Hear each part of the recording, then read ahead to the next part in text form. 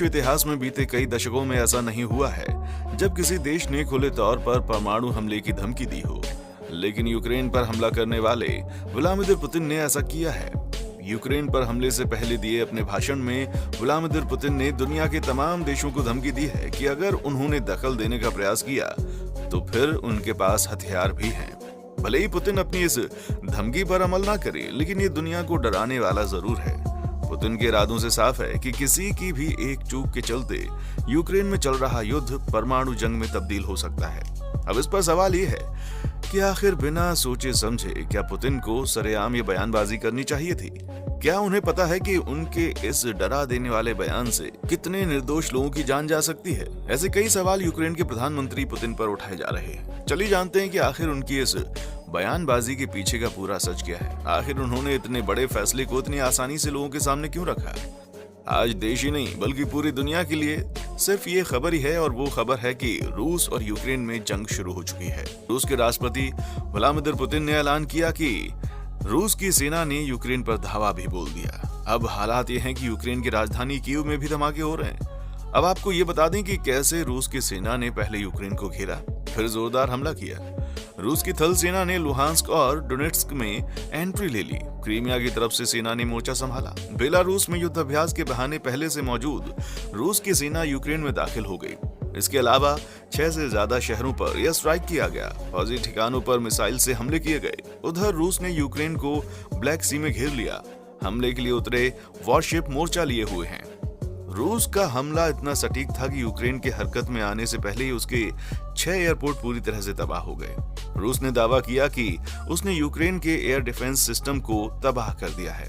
हालांकि यूक्रेन के हवाले से कहा गया कि उसने रूस के 5 लड़ाकू विमानों को गिरा दिया है। पुतिन ने कहा कि वो यूक्रेन पर पूरी तरह कब्जा नहीं करना चाहते, लेकिन उनके एक्शन से ये बिल्कुल साफ हो गया कि कम से कम यूक्रेन के 2 राज्य डोनेट्स्क और लुहांस्क को वो हर हाल में आजाद कराना चाहते हैं। और इन सभी के बीच एक हैरान करने वाला बयान जारी हुआ है। दरअसल पुतिन ने अपने भाषण में कहा कि सैन्य मामलों की बात करें तो सोवियत संघ के विघटन और अपनी ताकत के काफी कम होने के बाद भी आज का रूस दुनिया की सबसे बड़ी परमाणु ताकतों में से एक है। व्लादिमीर पुतिन ने कहा कि रूस के पास बड़े पैमाने पर हथियार हैं। ऐसे में किसी को भी इस बात का संदेह नहीं रखना चाहिए कि वे दखल देंगे और उनकी हार नहीं होगी। कोई भी हमारे देश पर हमला करता है तो फिर उसे परिणाम भुगतने होंगे।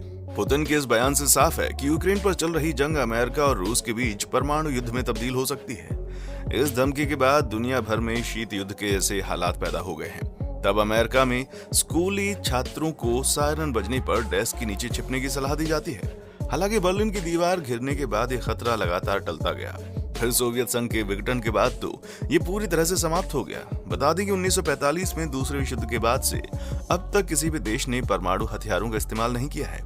तब अमेरिकी राष्ट्रपति हैरी ट्रूमैन ने जापान में परमाणु हथियार गिराए थे, जिसके चलते बड़ी संख्या में लोग मारे गए थे। इस हमले के बाद 2 लाख से ज्यादा लोगों की मौत हो गई।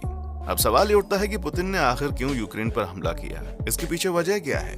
कम से कम 2036 तक रूस में राष्ट्रपति का पद अपने नाम लिख चुके पुतिन की छवि एक सख्त शासक और समझौता न करने वाले इंसान के तौर पर है। ये भी सही है कि सोवियत संघ के खुफिया तंत्र केबीजी में रहने वाले पुतिन कभी सोवियत संघ के विघटन को पूरी तरह स्वीकार नहीं कर पाए। यही वजह है कि शासन में आने के तुरंत बाद से ही पुतिन की प्राथमिकता रूस की पुरानी हैसियत दोबारा हासिल करने की रही है। पुतिन की आंतरिक नीति जहां सोवियत संघ के शासन व्यवस्था की याद दिलाती है, वहां विदेश नीति में पुराने सोवियत संघ की नीति साफ दिखती है। पुतिन ये मानते हैं कि पश्चिम उनका दुश्मन है। रूस पर पाबंदियां लगाकर अमेरिका और उसके मित्र देश रूस के आर्थिक विकास में रोड़े अटकाते हैं। सुरक्षा के मुद्दे पर पश्चिमी देशों को उसके हितों की परवाह नहीं होती, और सोवियत संघ के टूटने के बाद बने देशों को अपने पक्ष में करके अमेरिका रूस की घेराबंदी करना चाहता है। यही वजह है कि पुतिन अमेरिका या फिर यूरोपीय देशों की घेराबंदी रोकने के लिए अक्सर कड़े कदम उठाते हैं। आज यूक्रेन में हमले का ऐलान करते वक्त पुतिन के शब्दों पर गौर कीजिए, जिसमें वो यूक्रेन के सैनिकों को समझा रहे हैं कि रूस के खिलाफ हथियार उठाने से इनकार कर दो, क्योंकि हमारा इतिहास एक है। हमने साथ मिलकर नाजियों से लड़ाई की। हालांकि उनके सलाह में धमकी भी थी। मैं यूक्रेन की आर्मी से कहना चाहूंगा कि आपके पिता दादा हमारी कॉमन लड़ाई लड़ते रहे। आप अपने हथियार डाल दें और घर चले जाएं। सभी यूक्रेन के ऐसे सैनिकों को सुरक्षित घरों तक पहुंचाया जाएगा। अगर वो ऐसा नहीं करते हैं तो अंजाम भुगतना होगा। इसके लिए कीव जिम्मेदार है। पुतिन का यह बयान साफ संदेश है कि या तो लोग उनके दोस्त हैं या फिर विरोधी, और जो उनके विरोधी हैं वो हर हाल में खतरा है। और वो किसी भी सूरत में अपनी सीमा पर नेटो को बर्दाश्त बिल्कुल नहीं कर सकते। पुतिन की ये नीति सालों पुरानी है। साल 2008 में रूसी सेना ने जॉर्जिया पर आक्रमण किया तो इसके पीछे की वजह यही थी। 2014 में पश्चिमी देशों के समर्थन वाले आंदोलन के बाद मॉस्को समर्थक यूक्रेनी राष्ट्रपति विक्टर यानुकोविच को पद से हटा दिया गया। रूस ने इसे भी खुद को घेरने की एक चाल ही माना। नतीजा, रूस ने 18 मार्च 2014 को यूक्रेन में सैन्य हस्तक्षेप करके क्रीमियाई प्रायद्वीप पर कब्जा कर लिया। यानी रूस की नीति शीशे की तरह साफ है कि वो अमेरिका को खतरा मानता है और अपने सीमा से लगे देशों को नेटो में शामिल नहीं होने देना चाहता। जहां तक यूक्रेन का सवाल है तो कभी भी वो सोवियत संघ का हिस्सा होने की वजह से यूक्रेन के रूस के साथ गहरे सांस्कृतिक, आर्थिक और राजनीतिक संबंध हैं। यूक्रेन में करीब 80 लाख रूसी मूल के लोग रहते हैं और यूक्रेन का नाटो और अमेरिका के प्रति झुकाव रूस को बर्दाश्त नहीं है। यही वजह है कि यूक्रेन में हमला करके पुतिन ने एक बार फिर साबित कर दिया कि उसकी नीति में कोई बदलाव नहीं हुआ है।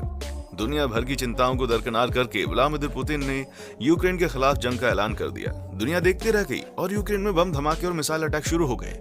अब अमेरिका से लेकर यूरोपीय देश रूस को अंजाम भुगतने की चेतावनी दे रहे हैं। आपको बता दें कि दुनिया के अलग अलग मुल्कों की रूस यूक्रेन युद्ध पर क्या प्रतिक्रिया है। जंग से पहले ही रूस ने दुनिया को अपने एक्शन के बारे में चेतावनी देना शुरू कर दिया था। युद्ध के ऐलान के कुछ घंटे पहले ही रूस ने एयर ट्रैफिक को यूक्रेन के एयर स्पेस से बाहर रहने की चेतावनी दी थी। नतीजा, आज अंतर्राष्ट्रीय एयर रूट पर भी भारी दबाव दिखा। अंतर्राष्ट्रीय विमान यूक्रेन के एयर स्पेस में दाखिल नहीं हुए। दिल्ली से कीव के लिए एक उड़ा एयर इंडिया का विमान भी वापस लौट आया है। हालांकि भारत सरकार ने भरोसा दिलाया है कि यूक्रेन में फंसे लोगों को जल्द वापस लाया जाएगा। रूस के मुकाबले यूक्रेन बहुत ही कमजोर है। सैन्य क्षमता के मामले में यूक्रेन रूस के आगे कहीं नहीं टिकता। फिर भी यूक्रेन ने ऐलान कर दिया है कि वो रूस के आगे बिल्कुल नहीं झुकेगा और न ही सरेंडर करेंगे। यूक्रेन ने तो अब अपने पूर्व सैनिकों और आम नागरिकों के हाथ में हथियार देने का ऐलान कर दिया है ताकि वो रूस के साथ मुकाबला कर सके। नाटो ने कहा था कि रूस को जवाब देने के लिए 120 फाइटर जेट और 100 वॉरशिप तैयार हैं। अमेरिका ने भी कड़े कदम उठाने के संकेत दिए थे, लेकिन अभी तक सीधे तौर पर कोई सैन्य मदद नहीं दी गई है। अमेरिका ने पोलैंड और रोमानिया में 3000 सैनिक भेजे हैं। इसके साथ ही 8500 सैनिकों को अलर्ट पर रखा गया है। अमेरिका ने 20 करोड़ डॉलर के हथियार भेजे हैं। ब्रिटेन ने 350 और सैनिकों को पोलैंड के लिए भेजा है और एस्टोनिया में 900 अतिरिक्त सैनिकों को भेजकर अपनी सैन्य क्षमता दोगुनी कर दी है। युद्ध को लेकर पूरी दुनिया चिंता जता रही है और रूस से युद्ध रोकने की अपील कर रही है। कुछ देशों ने यूक्रेन का साथ देने का भी ऐलान कर दिया है। तो दोस्तों, आज के लिए बस इतना ही। अगर आपको हमारी वीडियो पसंद आई है तो वीडियो को लाइक और चैनल को सब्सक्राइब करना ना भूलें ताकि हम आपके लिए ऐसी और तमाम इंटरेस्टिंग वीडियोस लाते रहें। जल्दी मिलते हैं अपनी अगली वीडियो में। तब तक अपना ध्यान रखिएगा और हमारा इंतजार जरूर कीजिएगा। देखने के लिए शुक्रिया।